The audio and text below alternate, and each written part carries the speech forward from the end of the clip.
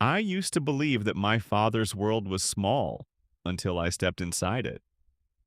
Dear teacher and my fellow students, today I'm going to present to you all my exceptional life changing experience, a day with my dad. This happened when during my high school vacation during hot summer. That morning, the city was already awake before I was. Car horns echoed like restless birds.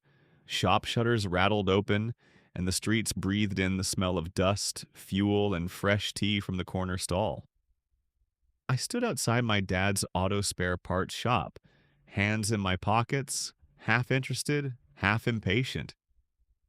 To me, it was just a cramped space filled with metal shelves, greasy boxes, and endless parts with names I couldn't pronounce.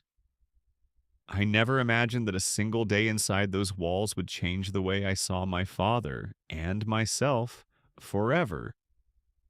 As the shop opened, sunlight sliced through the dusty window and landed on rows of shining bolts, brake pads, and filters. Dad tied his apron like a soldier preparing for duty. Within minutes, customers poured in. A tired taxi driver, a mechanic covered in oil, a young man anxious about his broken bike. My dad greeted each one with the same calm smile, the same patient voice. I was assigned to help, organize parts, find invoices, and run to the storeroom when something was missing. At first, I felt lost like a stranger in a foreign country, but slowly the rhythm of the shop pulled me in. I watched my dad work like an artist. He didn't just sell parts, he listened to stories. A driver complained about long nights on the road. A mechanic laughed about a stubborn engine that refused to cooperate. Dad nodded, advised, and sometimes even refused to charge extra if he felt someone was struggling. I realized that behind every spare part was a human story, and behind every story was my father, quietly holding the city together, one vehicle at a time. At midday, a frustrated customer stormed in, angry about a delayed order. I felt my chest tighten, expecting my dad to argue back. Instead, he lowered his voice, offered tea, and explained the problem with honesty and respect. The tension melted away like ice under the sun. That moment struck me harder than any lecture ever could. Strength, I learned, wasn't about raising your voice, it was about calming the storm in others. In the afternoon, we prayed together with my dad leading the prayer. After prayer, we had food that my mom sent for us. It was special mehndi with chicken. While eating, my dad went on to a flashback and narrated how he developed this business. From an old pickup truck selling old parts to workshop, which has now blossomed into a shop with two other employees. After lunch, he just laid down telling about how poor he was when he was young and how he wants to raise his children with a comfortable life. Listening to his story, tears threatened me to pour down like waterfalls. With great difficulty, I hid my tears.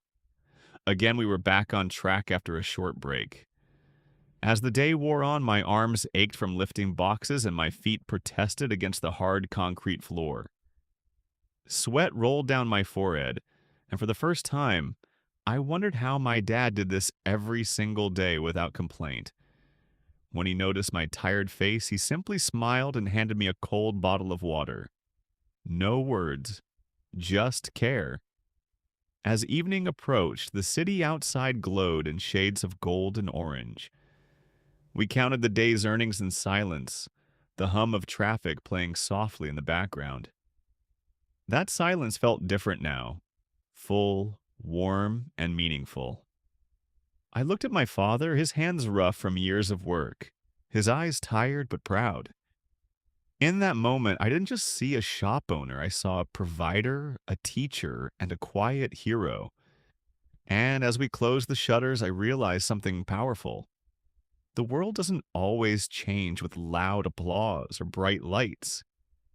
Sometimes it changes in small shops on busy streets, in the steady hands of a father, and in the heart of a child who finally learns to say, I see you. At the end of the day, I hugged him, and the smell of grease and oil on him smelled like Arabian oud. We went back home late night, had dinner, and I slept with a heavy heart, as heavy as Mount Uhud. That day didn't just help me understand my dad's work, it helped me understand his worth. And from that evening on, every time I hear the sound of a shop shutter closing, it feels like a door opening inside me, leading to respect, gratitude, and a bond that will drive me forward for the rest of my life. That's all, gentlemen. If you have any questions, feel free to ask me. Thank you, one and all,